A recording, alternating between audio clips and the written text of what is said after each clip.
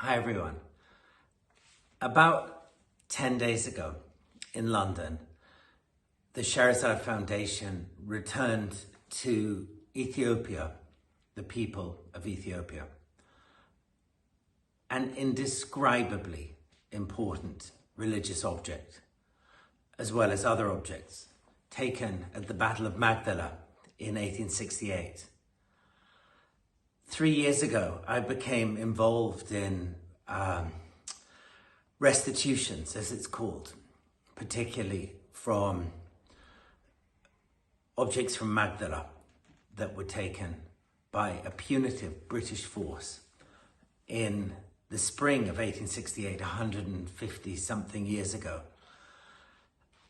As always happens with the best things in my life, it's zigzag, the way they arrive in my life and the people and the opportunities that get attached to them. I have been asked to help return a processional cross, a very big cross, from Cape Town's cathedral, the one where Desmond Tutu had presided for so many decades. And the next thing I knew, my friends in Ethiopia, in the administration and in the cultural side of life and in the church, had asked me for their help and asked for Sherazade to help them. And this culminated 10 days ago at a club of which I'm a member in London called the Athenaeum, which was really the greatest bastion of Victorian scholarship and know-how. People like Darwin and Dickens and Faraday were all early members. And I thought that the Athenaeum was the appropriate place, being a bastion of Victorian know-how and thought. Thought it was the right place to give these objects back to Ethiopia from. So we held a reception that I think will go down in my life as one of the hardest to achieve, one of the most interesting to be at, and one that will have a legacy, an abiding legacy through, I think, through decades and even centuries to come.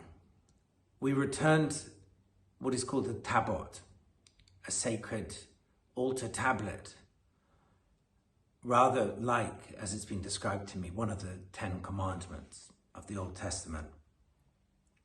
For anyone who hasn't spent time in Ethiopia and who hasn't been sucked in deep to that culture, it's almost impossible to understand the significance of one of these objects, which to anyone in the Occidental world might just look like a normal bit of wood.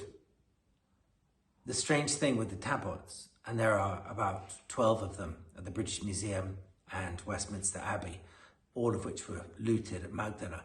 The strange thing about the tabots is they should never be seen by anyone who's not in the priesthood. And so the ones at the British Museum, as you may have heard me rant on, can never be seen or studied, can never be photographed or drawn or lent to another institution. So they're just kept there. And as far as we're concerned at the Sherazade Foundation, it's what my kids would call a no-brainer to have them returned. Only on one occasion that I know about, a tabot, a sacred altar tablet, was returned in about 2003. And when it was returned, there was celebration in Ethiopia and a national holiday was declared. This tabot was already reconsecrated a week ago, last Sunday, and in the Ethiopian church in London. And I posted about it. It was just so magical and amazing.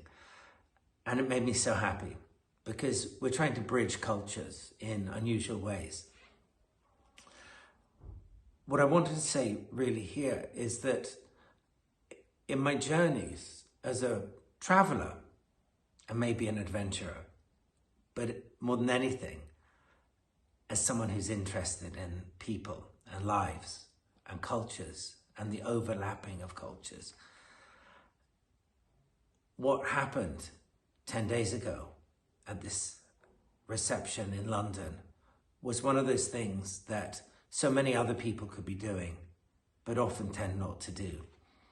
And I feel tremendously proud to have been a part of it and to have convened it, although me and the Shahrazad Foundation, we're really just bystanders.